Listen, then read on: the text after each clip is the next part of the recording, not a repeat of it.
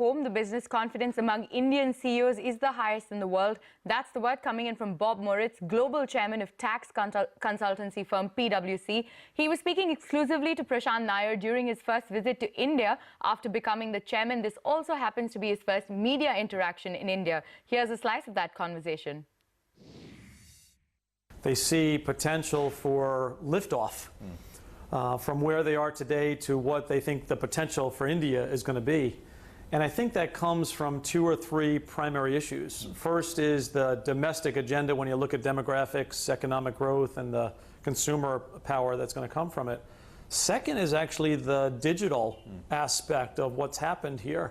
And third is some of the policies that Prime Minister Modi and others have put in place here that actually allow for the potential to be realized and hopefully the rest of the world to see, to take advantage of as well.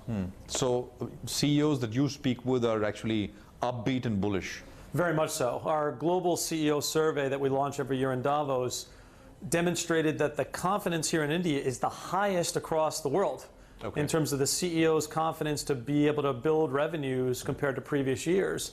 And that confidence level comes from what they're seeing in the marketplace locally, but also on a relative basis, how this market compares to others on a worldwide basis. And there's nothing but upside as they see the world as it looks at them today. And this survey was this year, I mean earlier Absolutely. This year, right? Yeah, we did it earlier this year, and it demonstrates that while there's clearly always concerns, risks, and uncertainties, there's more upside in a very positive way, that the confidence level of the CEOs, I think, is demonstrably different than the rest of the world. And this is remarkable because we had what has come to be known as demonetization, right? A large percentage of the currency in circulation was deemed illegal, right? So, I mean, right on the back of that, for CEOs to be upbeat, I mean, it's quite remarkable, you would say? Well, I think it's remarkable when you just look at, on the surface, what was changed. But when you understand the rationale behind it, the benefits that might come from it, and perhaps the ability to actually de-emphasize the black market or other aspects of what was happening, there's a tremendous opportunity for what I'll call good business practices, good ability to trace resources and monetization issues. So that's an upside as you think about the policies that are in place and the confidence that's giving the CEOs the ability to understand their business, their opportunities, their investment, where the money's coming from and where the money's going to.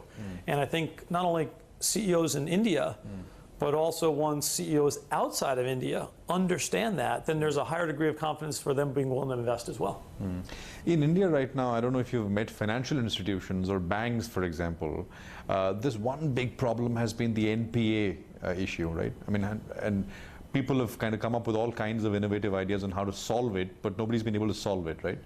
What are your thoughts on this entire issue? Because many believe that is actually sort of acting as a barrier to new investment, because banks are too stressed, corporates are too stressed. We need a drastic solution, rather. Would you agree with that? It's clearly top of mind for the banking institutions. It's top of mind for the banking regulators that we met with over the last couple of days. And it's an issue that other countries have had to deal with as well. So when you look at the ingredients to solve that problem, first and foremost is, do you have the framework, the policies, and the procedures to deal with the non-performing asset, the bankruptcy implications, the ability to settle, and the ability to do so in a systemic way, in a certain way, and in a way that actually is methodical and not such a disruptive force